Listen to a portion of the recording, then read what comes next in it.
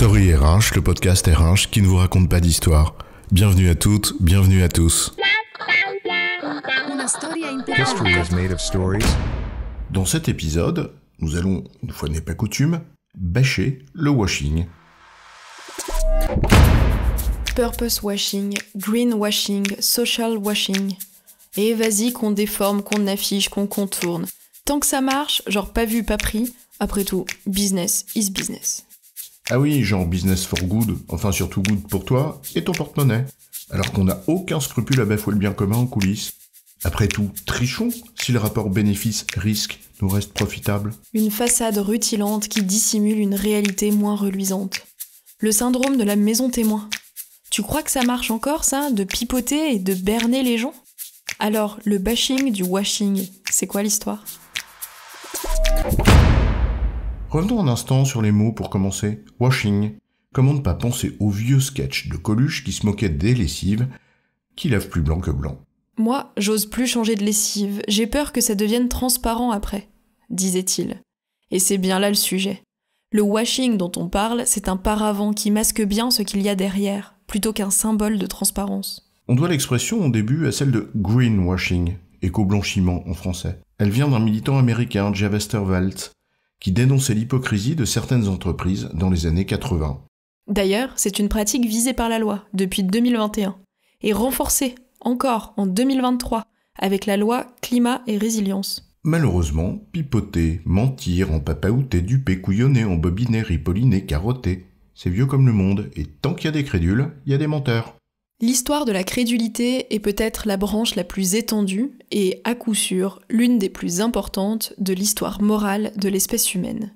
Écrivait Eusèbe de Salvert. L'expression washing s'est donc étendue à tous ces domaines où certaines entreprises, et heureusement c'est pas la norme, s'évertuent à masquer la réalité. Purpose washing, social washing, etc. Tiens, par exemple, quand les si doux et démagogiques messages du happy working s'écrasent sur le mur de la réalité du travail, tu sais, celui qui fait mal et qu'on nomme pudiquement expérience. La mascarade n'est jamais bien loin. Mais au fond, comment peut-on avoir l'idée de maquiller la réalité aux yeux de celles et ceux qui la vivent ? Ce n'est pas sûr que ce soit un gage de crédibilité tout ça. Ceux qui vivent la réalité, ils la connaissent puisque justement ils en font l'expérience. La tentation est peut-être plus grande chez certaines entreprises d'user de cette vieille ficelle malhonnête sur des sujets moins visibles, du moins de la part de certains publics, surtout s'ils n'en sont pas connaisseurs. Peut-être en se disant que, sur le lot, on va bien en berner quelques-uns. Comme Jean-Claude Duss dans Les Bronzés font du ski, on sait jamais, sur un malentendu. C'est un peu niais, non, de croire qu'on ne se fera pas gauler. Ou alors c'est la politique de la terre brûlée, on pipote, on prend, on se tire. C'est un peu court, jeune homme, comme disait Cyrano. Et en matière de nez qui s'allonge, à la manière de Pinocchio, il en connaissait un rayon. Allez, c'est une pratique d'un autre temps. Bien sûr, il y aura toujours des menteurs et des crédules, c'est la loi du genre. Mais gageons que l'attention et la crédulité des différents publics de l'entreprise ne sont certainement plus les mêmes qu'avant. Plus informés, plus désinformés aussi. Moins dupes, moins critiques aussi parfois. Difficile à dire. Mais en tout cas, ayant accès à plus de sources, même si ce ne sont pas toujours les bonnes. L'entreprise qui pipote se fait vite rattraper par la patrouille. Et Dieu sait que l'exposition médiatique qui s'ensuit fait des dégâts considérables. Alors, évidemment, certaines entreprises seront donc peut-être toujours tentées d'user de la vieille ficelle de la récupération. Mais elles constateront inévitablement que c'est inefficace et contre-productif. Même dangereux, tant les effets boomerang sont rapides et violents, avec la caisse de résonance des réseaux sociaux. Tiens, prenons un exemple simple. Quelle entreprise irait dire aujourd'hui qu'elle se contrefiche des enjeux climatiques ? C'est pas bien vendeur tout ça, non ? Même tes actionnaires y tirent la tronche sur le sujet, c'est te dire. Et pourtant, 65% des entreprises françaises soumises à l'obligation légale du bilan d'émissions de gaz à effet de serre, le bilan GES, ne l'ont pas fait en 2021, selon l'ADEME. Faut bien un peu de temps pour s'y mettre, non ? Sois indulgente. Ce n'est pas nécessairement une volonté de tromperie qui motive ça, enfin. Oui. Et cela peut être plus subtil. L'art de la conformité dans les reportings, on connaît depuis longtemps. Certains en sont des champions. Ou les mots suffisamment vagues pour induire une idée dans la tête du consommateur, mais sans se faire taper par le législateur. Ou attirer l'attention sur un petit truc bien que tu fais, vraiment, pour qu'on oublie d'aller fouiller ailleurs. Genre, regardez, j'achète des légumes bio, je trie mes déchets et je pisse dans la douche. mais j'investis tout mon portefeuille d'actions dans les énergies fossiles. Bref, la palette de la zouille et de l'incohérence est plus que vaste. Enfin, une autre forme de washing.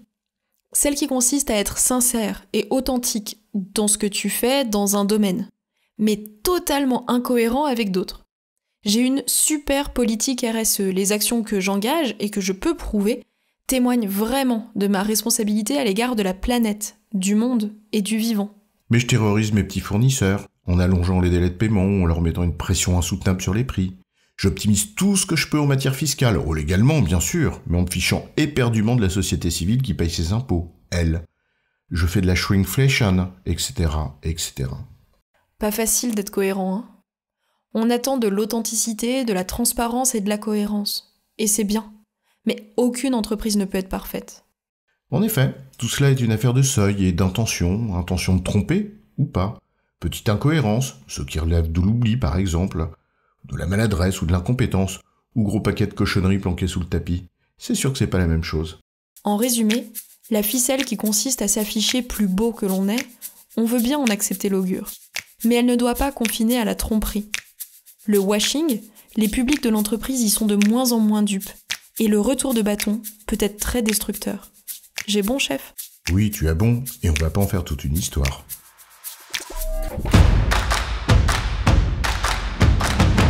Story RH, le podcast RH qui ne vous raconte pas d'histoire. Retrouvez tous les épisodes sur storyrh.fr.